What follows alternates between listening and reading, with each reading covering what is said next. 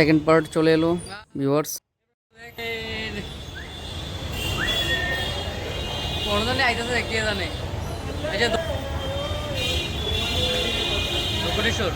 Hello viewers, আমরা West বেঙ্গলে exam দিতে এসে কলকাতায় একটু ঘোরাঘুরি করছি। এর মধ্যে দক্ষিণেশ্বর টেম্পলে এলাম। আমার সঙ্গে আছে আমার বন্ধুরা গুরু, নয়ন, চিন্ময়, প্রশান্ত। আমরা এখন এগোচ্ছি মন্দিরের দিকে। চলো নয়ন, কিছু কইবা? গুরু কিছু কইবি?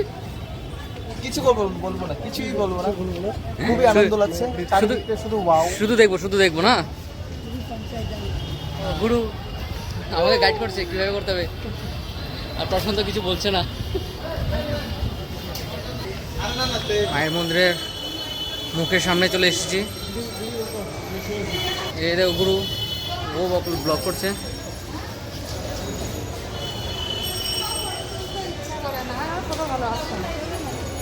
এখন মায়ের মন্দিরের সামনে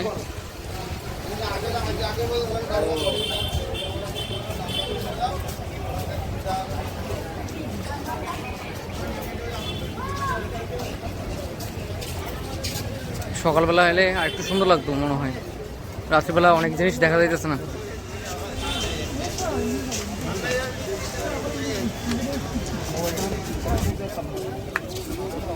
মন্দিরের ভেতর মোবাইল নিয়ে ঢুকতে পারতাম না, তো কি করলাম, এখন এমনি যাইতে আর কি।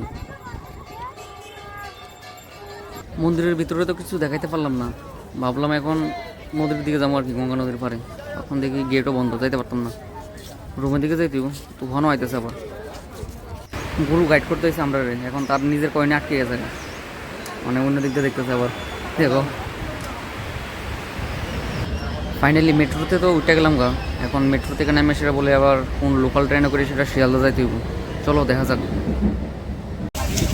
এখন আমরা মেট্রো হয়ে সেক্টর 5-এর দিকে যাচ্ছি, আর আমাদের হোটেল সেক্টর 3-এ। এখান থেকে আবার ঘুরতে হবে সেক্টর 5 থেকে। আর মনে হয় দেখে তুফান আসছে, মনে হয় তুফান। বাপরে বাপ, যে কোনো সময় বৃষ্টি নেমে যেতে পারে, তাড়াতাড়ি যেতে হবে। লোকাল ট্রেনে উঠে গেছি শিয়ালদার লিগা, কিন্তু বাইরে অনেক বৃষ্টি হইতেছে, অনেক বৃষ্টি।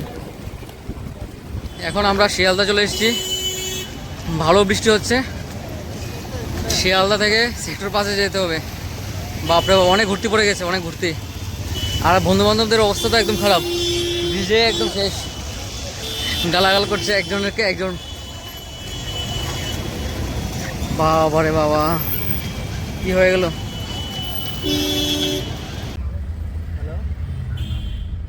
স্টেশন থেকে নেমে একটি ট্যাক্সি ভাড়া নিলাম সকলে মিলে।